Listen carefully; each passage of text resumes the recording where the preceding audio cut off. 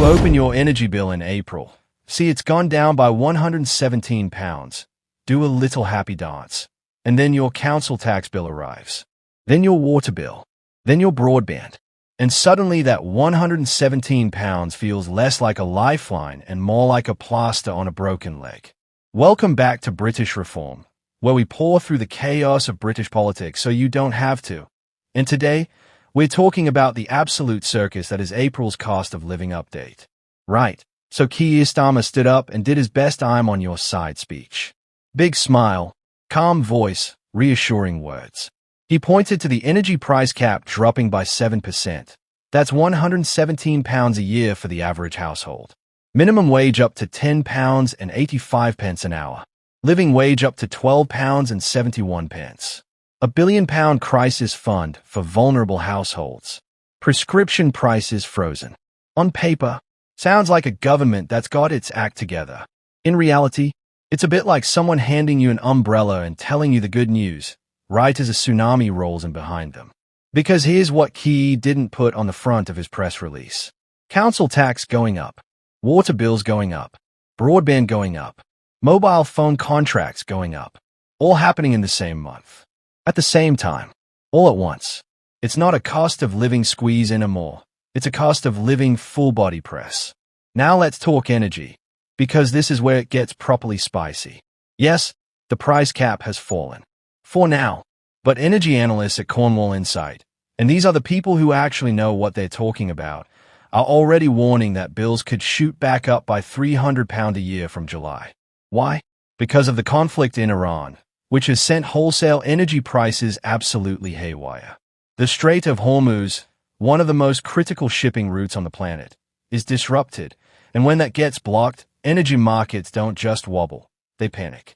So enjoy that £117 saving while it lasts, because if the forecasts are right, it won't be sticking around past summer. And speaking of Iran, Starmer actually addressed it directly. He said, and I'm paraphrasing here, that the best way to bring down the cost of living for British families is to push for de-escalation in the Middle East and get the Strait of Hormuz reopened. Which is not wrong. But it is a bit like telling someone who can't pay their gas bill that the solution is geopolitical diplomacy. Technically true. Practically, not exactly something you can put on a direct debit.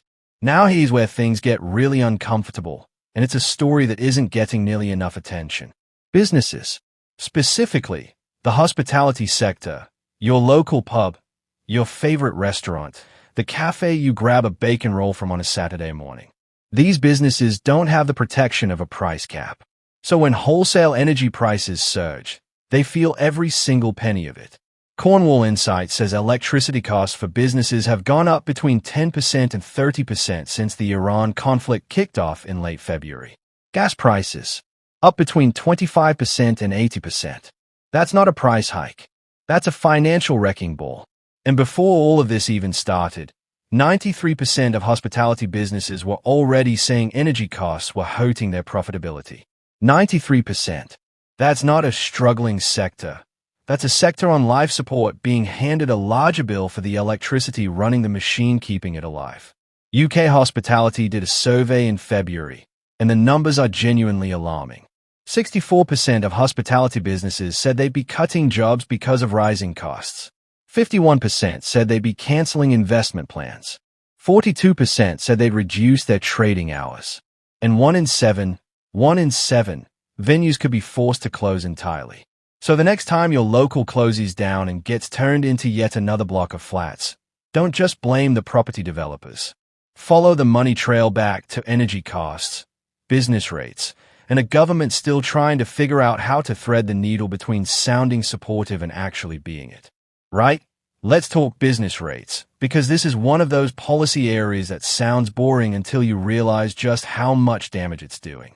Business rates receipts across the UK are expected to jump by £3.4 billion, landing at £37.1 billion for 2026 to 2027. That's a massive number. Last November, the Treasury tweaked the system, introducing a lower multiplier to calculate the tax. Sounds helpful, right? Except in the same breath, they removed a COVID-era 40% discount that hospitality, leisure, and retail businesses had been relying on. So with one hand they give a small adjustment, and with the other they rip away a lifeline that thousands of businesses had built their survival plans around. The net result, according to tax fame Ryan, the average hotel in England is looking at a business rates hike of over £205,000.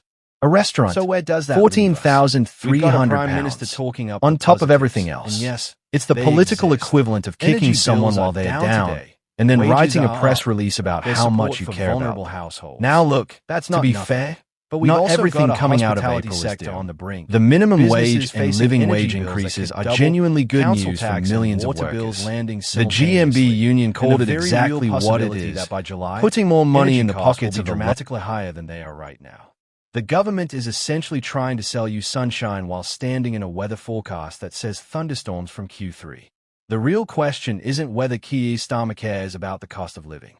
It's whether the tools available to a UK government in 2026 are actually enough to deal with the scale of what's hitting people. Because when the solutions require resolving a conflict in the Middle East and reopening a global shipping route, you start to wonder if the problem has simply outgrown the playbook. This is the balance